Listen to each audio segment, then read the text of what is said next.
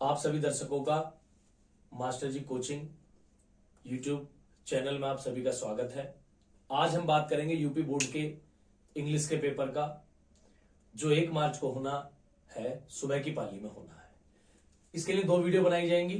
पहली वीडियो होगी लिटरेचर की, यानी कि फर्स्ट अटेम्प्ट फर्स्ट सेक्शन की। दूसरी होगी ग्रामर सेक्शन की। पिक्चर नहीं डालेंगे, बिल्कुल अलग separate with the solvation. Grammar का सॉल्व भी होगा, लेकिन इसमें जो है सॉल्व नहीं होता है। लिटरेचर में एक महत्वपूर्ण बिंदुओं पर हम चर्चा करेंगे, और महत्वपूर्ण बिंदुओं की चर्चा करने के बाद जो जो इंपोर्टेंट टॉपिक है हमारे, उन्हीं को लिख करके हम आगे बढ़ेंगे। तो आप सभी से मेरा निवेदन है कि आप सभी मेरे चैनल को सब्सक्राइब करें, लाइक करें, शेयर करें, कमेंट करें।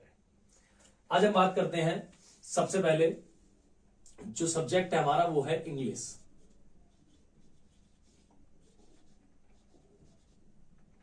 सब्जेक्ट हमारा इंग्लिश है। 10th क्लास यूपी बोर्ड का पेपर है। यूपी बोर्ड का हमारा पेपर है। ये 1 मार्च को होना है।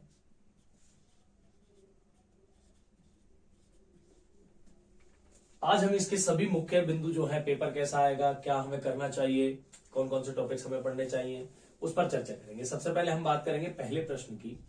क्वेश्चन नंबर 1 वो क्या आता है?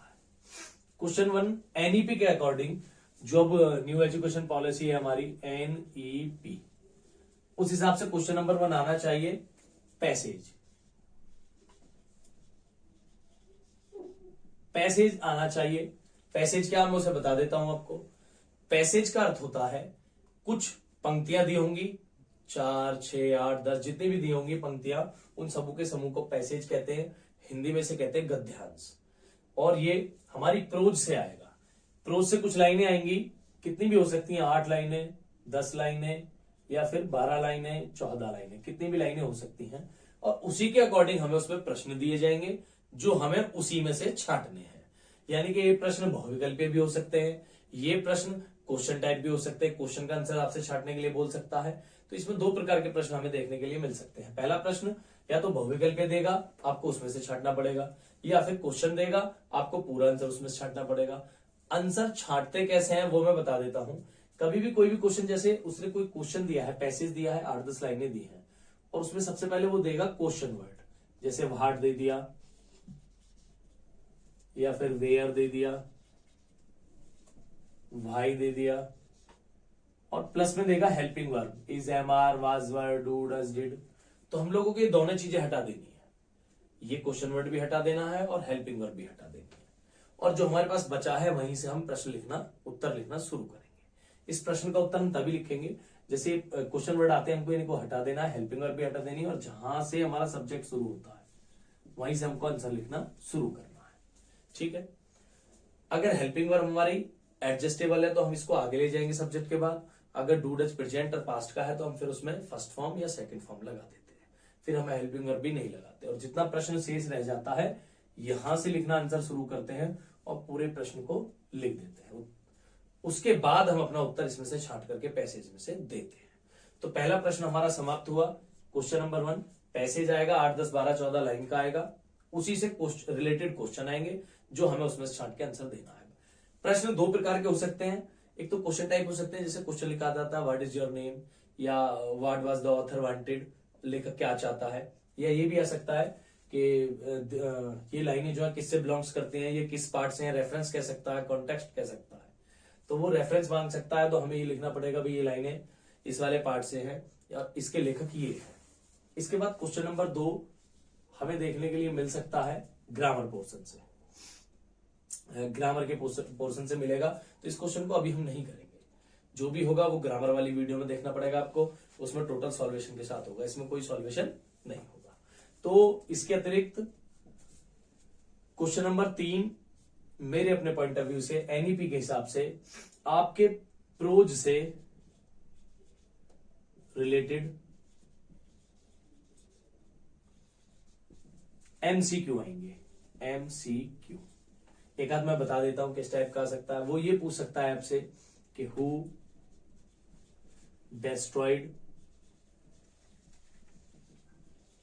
द क्रॉप, यानी कि फसल को किसने नष्ट किया। फिर आपको 4 ऑप्शन दे सकता है वो। ए, रेन, बारिश ने किया। बी, लेंचो ने किया खुद उसे।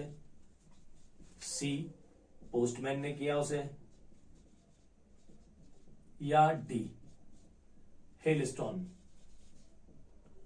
यदि आपने पार्ट पढ़ा हुआ है तो आपको इसमें कोई समस्या नहीं होगी। इसका राइट आंसर है डी, हेलस्टॉर्म। तो हु डेस्ट्रॉयड द क्रॉप, फसल को किसने नष्ट किया, इसका आंसर है हेलस्टॉर्म। इसके अतिरिक्त इसमें एक और तरीके का आ सकता है कि हु वाज लेंचो, लेंचो कौन है, तो Lencho was a poor farmer, उसमें एक फार्मर का ऑप्शन आएगा तो आप फार्मर कर सकते हैं। ये आपकी प्रोज से रिलेटेड आएंगे। यदि आपने ये पार्ट पढ़ रखे हैं तो कोई समस्या नहीं पढ़ रखे हैं तो आप केवल एमसीक्यू याद करके इस पोर्शन को खत्म कर सकते हैं। इसके अतिरिक्त इसमें क्वेश्चन और जो आएगा वो एक आएगा लेटर। हालांकि ये भी ग्रामर का एक पोर्शन है, लेकिन चूंकि इसे हम सॉल्व नहीं करेंगे, जो चीज हम सॉल्व नहीं करेंगे उसे फर्स्ट पेपर में अटेम्प्ट कर लेते हैं हम लोग, इसमें प्रयास करते हैं, क्योंकि एक बहुत छोटा पेपर रह जाएगा, ग्रामर एक बड़ा पोर्शन है। तो लेटर इसमें हम ले लेते हैं। अगर हम ये लेटर एप्लीकेशन वगैरह उधर ले जाते हैं तो वो एक बहुत बड़ा पोर्शन हो जाएगा। तो हमने इस तरीके से डिवाइड करने की कोशिश की है, चाहे ये प्रश्न आगे पीछे हो जाए, लेकिन हमें पता होना चाहिए कौन सी चीज हमें कैसे करनी है। लेटर और एप्लीकेशन आएगा। हालांकि एप्लीकेशन पर भी संदेह बना हुआ है कि आए या ना आए, लेकिन लेटर कहा गया है। लेटर और एप्लीकेशन नहीं होता है, लेटर ही एप्लीकेशन होती है, एक फॉर्मल एक इनफॉर्मल। लेटर और एप्लीकेशन इसलिए लिखा मैंने कि बच्चों को ऐसे ही समझ में आता है कि लेटर लिखना है या एप्लीकेशन, हालांकि एप्लीकेशन भी हमारा एक लेटर ही होता है। तो लिखने का तरीका इसे मैं बता देता हूं आपको। मानिए कॉपी का कोई पेज है,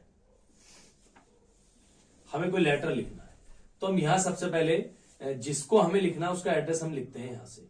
मान लीजिए कोई कहता है सेक्टर 3 नोएडा, और या फिर कुछ भी कहता है तो उसको यहां लिख देते हैं इस पेज पे, ठीक है। और इसके बाद मान लीजिए कॉपी को हमें कुछ करना है तो यहां हम एड्रेस लिख के फिर यहां से लिखते हैं सब्जेक्ट। सब्जेक्ट भी आपका उसमें दिया होगा, किस सब्जेक्ट पर वो वीडियो बनवाना चाह रहा है, सॉरी किस सब्जेक्ट पे वो क्या करना चाह रहा है, हमें एप्लीकेशन या लेटर लिखवाना चाह रहा है, तो उस सब्जेक्ट को हम यहां लिख देंगे।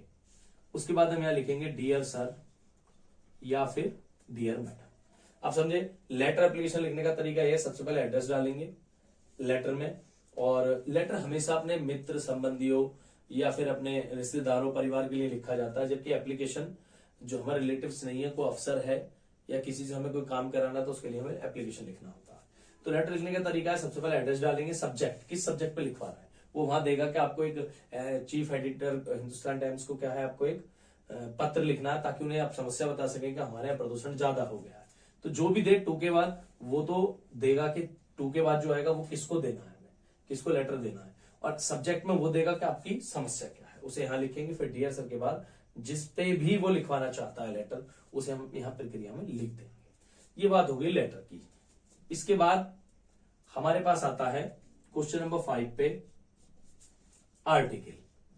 आर्टिकल कुछ नहीं है, नॉर्मल सा सब ऐसे है। सब ऐसे क्यों कहा मैंने, आर्टिकल सब ऐसे इतना है कि बच्चे इसको आसानी से समझ सकते हैं ऐसे क्या होता है। ऐसे में टॉपिक्स होते थे हमारे पास, इंट्रोडक्शन था, कंक्लूजन तक हम पहुंचते थे, और जिस चीज के विषय में होता था उसमें 5-6 मुख्य बिंदु दिया करते थे। लेकिन आर्टिकल में ऐसा कुछ नहीं है। आर्टिकल लिखने का मैं एक तरीका बताता हूं आपको। आर्टिकल अगर लिखना है तो सबसे बेस्ट तरीका ये होता है, मान लीजिए कॉपी का एक पेज है, हमको आर्टिकल दे दिया किसी भी उसके ऊपर, हमने वहां लिखा और लिखने के बाद हमने लिखना शुरू किया। हमें यहाँ कोई मुख्य बिंदु नहीं डालने, कोई इंट्रोडक्शन नहीं देना, कोई कंक्लूजन नहीं देना, बस सीधा करना ही करना है हमें। और जैसे ही हम 3-4 लाइनें करेंगे हम उसको फुल स्टॉप कर देंगे। जैसे हम 3-4 लाइनें लिखेंगे उसको फुल स्टॉप कर देंगे, फिर पैराग्राफ चेंज करेंगे। पैराग्राफ चेंज करना बेटा ये है कि जहां तक आपने लिखा वहीं छोड़ दीजिए उसको, आगे जगह रह रही है कोई बात नहीं, एक लाइन छोड़िए, मत छोड़िए, अगली लाइन आगे से बना शुरू करके यहां से लिखना शुरू कीजिए। फिर से 3-4 लाइनें कीजिए, ये बहुत इफेक्टिव है। और मान लीजिए यहां पूरी हो गई है तो यहीं छोड़ दीजिए, फिर पैराग्राफ चेंज कीजिए, फिर उसको थोड़ा सा जगह आगे से छोड़ के लिखना शुरू कीजिए, पूरा पूरा लिखते जाइए, और मान लीजिए यहाँ खत्म हो गया फिर छोड़ दीजिए। तो ऐसे ऐसे टुकड़ों में पैराग्राफ लिखने से फायदा ये होगा कि आपका आर्टिकल बहुत अच्छा लगेगा देखने में और लिखने में भी काफी अच्छा रहेगा। लेकिन अगर आप लाइन बाय लाइन करते जाएंगे, जगह नहीं छोड़ेंगे, पैराग्राफ चेंज नहीं करेंगे, तो पता नहीं चल पाएगा आप कौन सी बात कहां बताना चाहते हैं। ये हमारा आर्टिकल है, जिसके ऊपर आएगा लिखना उसी के ऊपर होगा, अपने पास से कुछ नहीं लिख सकते हैं। अभी तक हमने 5 प्रश्न इसमें किए हैं। अब हम थोड़ा सा आगे की बात बताते हैं कि इसके बाद आता कौन सा, इसके जो नेक्स्ट टॉपिक्स है उन पर चर्चा करते हैं। इसके बाद जो क्वेश्चन आता है या कोई भी क्वेश्चन आएगा इसका लिटरेचर से संबंधित, वो होगा हमारे लिए लॉन्ग, शॉर्ट या फिर एक पैसेज आता अनसीन। अनसीन का मतलब होता है जो तुम्हारी टेक्स्ट बुक में ना हो, जो तुम्हारी किताब में ना हो, अनसीन वही है। इसमें भी वही पहले की भांति लाइनें आएंगी 6, 7, 8, 10, उसी से रिलेटेड क्वेश्चन आएंगे आपके, उसी में से छाटने हैं क्वेश्चन, अलग से आपको नहीं छाटने हैं, जैसे मैंने पहले क्वेश्चन में बताया आपको। इसके बाद शॉर्ट आएगा आपका प्रोज से, जो आपकी फर्स्ट बुक है उससे आएगा प्रोज से शॉर्ट। 4 शॉर्ट होंगे अथवा में, जैसे मान लीजिएगा पहला शॉर्ट है, फिर इसके नीचे आएगा और फिर इसी के नीचे एक और शॉर्ट देगा, यानी कि पहला शॉर्ट यहां दे दिया कोई क्वेश्चन, फिर और लगाएगा, फिर इसका दे देगा। इन दोनों में से एक करना है। फिर दूसरा शॉर्ट आएगा, उसमें भी ऐसे ही देगा, ये 2 शॉर्ट दिए इनमें से एक करना है, ये 2 शॉर्ट दिए इनमें से एक करना है। ये नहीं करना कि 2 शॉर्ट है, ये पहले दोनों कर दो या बाद के दोनों कर दो, दोनों नहीं करने, पहले दोनों में से कोई एक, दूसरे दोनों में से कोई एक, ये शॉर्ट आएगा आपका।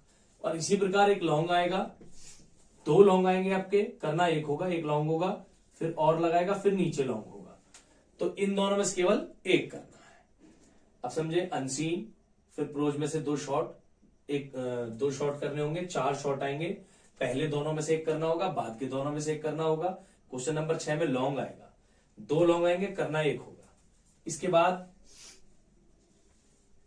क्वेश्चन नंबर 9, अब हमारे पास आता है फुटप्रिंट्स विदाउट फीट से। फुटप्रिंट्स विदाउट फीट वाला, ये तुम्हारी सप्लीमेंट्री है, सेकंड बुक है। इसमें से भी सेम एज इट इज आएगा, 4 लॉन्ग आएंगे, 4 शॉर्ट, सॉरी, एक शॉर्ट आएगा, फिर और फिर शॉर्ट आएगा। इन दोनों में से कोई एक आपको एक करना है। ऐसे ही एक और शॉर्ट आएगा, फिर एक और शॉर्ट आएगा, तो शॉर्ट 2 में से एक, इस शॉर्ट 2 में से एक, दोनों में से एक एक करना है। ये नहीं करना कि दोनों कर दो या ये दोनों कर दो, इन दोनों में से एक करना है या फिर इन दोनों में से एक करना है। इसी प्रकार इसका लॉन्ग आएगा, लॉन्ग भी जो होगा आपका वो भी ऐसे होगा, एक लॉन्ग आएगा, फिर और आएगा, फिर एक लॉन्ग आएगा, और का अर्थ होता है या, तो दोनों में से केवल एक।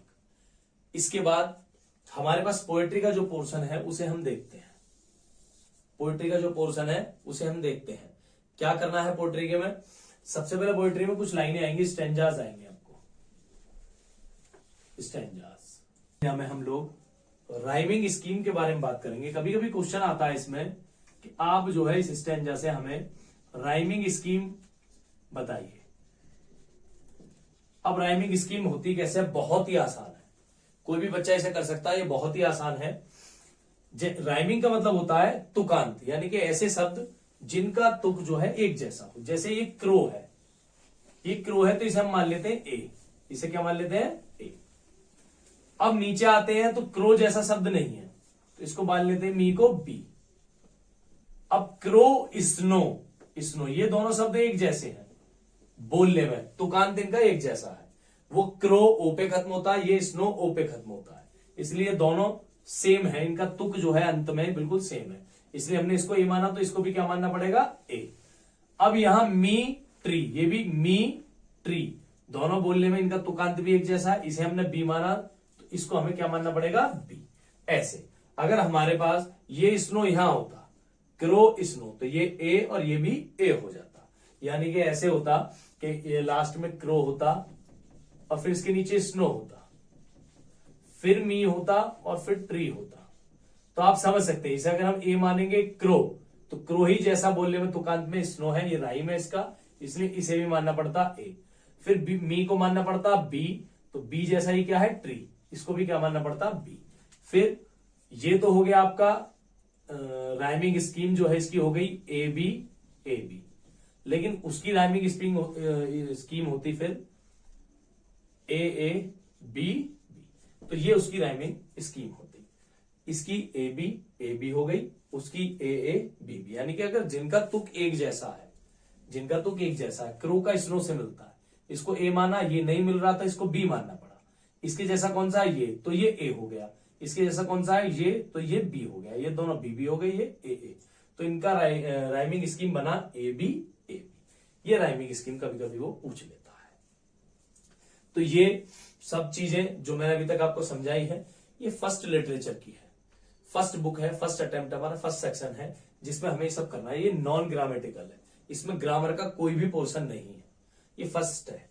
ये इतनी तैयारी हमको फर्स्ट की करके चलनी है, ठीक है। अब कुछ मोस्ट इंपोर्टेंट टॉपिक्स में बताने वाला था, इसमें वो भी बता देता हूं मैं क्या क्या। सबसे पहले आपको जो मोस्ट बिल्कुल जरूर आपके आसान नंबर है, आपको आसानी से नंबर खींचने हैं, बनाने हैं, तो सबसे पहले आपको करनी होगी 8 लाइन पोएम, 8 लाइन्स पोएम। एक टॉपिक हमारा ये भी है, 8 लाइन की पोएम याद करनी होगी। सबसे पहले हमारे पास यही चीज है कि हमें 8 लाइन की पोएम याद करनी है, ताकि मान लीजिए 4 हमारे स्टेंजा में आ गई तो बाकी बची 4 हम लिख सकते हैं। इसके बाद दूसरा इंपॉर्टेंट टॉपिक हमारा जो है वो है सेंट्रल आइडिया। सेंट्रल आइडिया, अगर आपको सेंट्रल आइडिया करना है तो मैं आपको बता देता हूं, आपको सबसे पहले fire and icy, fire and ice इसका करना चाहिए, डस्ट ऑफ स्नो इसका करना चाहिए, तीसरा आपको करना चाहिए द ट्री, चौथा आपको करना चाहिए फॉग, और मोस्ट इंपोर्टेंट आपको करना चाहिए एनिमल। इन्हीं में से कोई एक आ सकता है। और बेस्ट 3 की बात की जाए तो fire and ice, dust of snow, या तो द ट्री आप इसके साथ कर सकते हैं या फॉग आप इसके साथ कर सकते हैं। तो दोनों इनको लेकर के आप इन दोनों में से कोई एक ले सकते हैं या फिर इन तीनों में से कोई एक ले सकते हैं, वो आपके बेस्ट 3 होंगे। सेंट्रल आइडिया आपको करना होगा। सेंट्रल आइडिया के बारे में बात करें तो क्या होता है, जैसे 4 लाइनें लिखी हुई हैं तो ऐसे स्टेंजा आते हैं पोएम को पूरा करने के लिए, उसमें से 8 लाइनें पोएम की आ जाती हैं। याद करने के लिए आपको 8 करनी है, आएंगी वहां केवल 4 लाइन आएंगी रिटर्न के लिए 8, इसलिए मान लिया आपकी 8 की हुई में से 4 स्टेंजा में आ गई, तो जो 4 बचे हैं वो आप लिख दें। सेंट्रल आइडिया होता है केंद्रीय विचार, कि अब कवि जो है या आपका या कवि का क्या क्या विचार उसमें है, जो भी पोएम रही है उसमें क्या विचार है आपका और कवि का, तो ये भी है। अब अगर हम बात करें इंपोर्टेंट टॉपिक्स की और लॉन्ग और शॉर्ट में, तो मैं आपको बता दूं सबसे बेस्ट जो है आपका फुटप्रिंट्स विदाउट फीट में, footprints without feet, footprints without feet जो है, इसमें से हमको लॉन्ग शॉर्ट दोनों करने चाहिए, लॉन्ग एंड शॉर्ट दोनों करने चाहिए, इसमें से हमें छोड़ना नहीं चाहिए। एक चैप्टर हमारे पास भोली, ये भी बहुत इंपॉर्टेंट है, इसमें से भी हमें लॉन्ग एंड शॉर्ट दोनों करने चाहिए। 2 है, इसके बाद एक साइंटिस्ट है, साइंटिस्ट वाला जो है उसमें से भी हमें लॉन्ग एंड शॉर्ट दोनों करने चाहिए। तो ये मोस्ट 3 मेरे विचार से ये 3 चैप्टर है, तीनों में से लॉन्ग और शॉर्ट आ सकते हैं। आपको एक और बताऊंगा,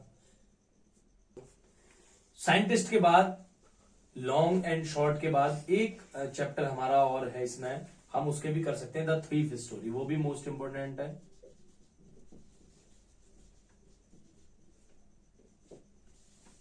इसके भी हमें लॉन्ग एंड शॉर्ट करने होंगे। तो ये 4 चैप्टर मेरी तरफ से हैं, फुटप्रिंट्स विदाउट फीट वाले ही में, सप्लीमेंट्री में आपके में। अगर मैं प्रोज की बात करूं, अगर मुझे प्रोज में बताने हो आपको चैप्टर कि कौन सा आप कर सकते हैं, तो सबसे पहला एक लेंचो का चैप्टर है हमारा, उसको हम कर सकते हैं। दूसरा है, पहले लिख देते हैं, लेंचो का चैप्टर है वो a letter to God, letter to God. दूसरा है हमारे पास जो मोस्ट इंपोर्टेंट है, ग्लिम्स ऑफ इंडिया,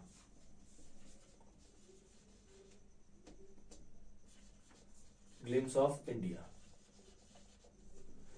और जहां तक है मेरे विचार से इसमें से आने के चांसेस ज्यादा, ग्लिम्स ऑफ इंडिया में से, ए लेटर टू गॉड से। सेरेमन ऑफ बनारस वाला भी कर सकते हैं आप, इसमें से लॉन्ग शॉर्ट करने होंगे आपको। और एक अंतिम मैं अगर बताना चाहूं तो मेरे विचार से आप नेल्सन मंडेला का जो है वो वाला भी कर सकते हैं।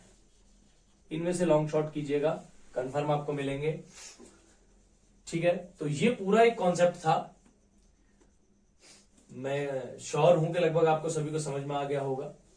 नहीं आया तो मुझे प्लीज कमेंट करें किसी भी प्रकार की जानकारी के लिए ये पहला पार्ट था लिटरेचर का यूपी बोर्ड, जो 1 तारीख में इसका पेपर होना है, 1 मार्च को सुबह की पाली में इसका पेपर है यूपी बोर्ड के लिए। लगता है सभी बच्चों के लिए सही रहेगा। हमारे चैनल को सब्सक्राइब कीजिए, हमारे वीडियोस को लाइक कीजिए, उन पर कमेंट कीजिए, शेयर कीजिए। मिलते हैं जल्दी एक नेक्स्ट वीडियो के साथ, ग्रामर की वीडियो के साथ।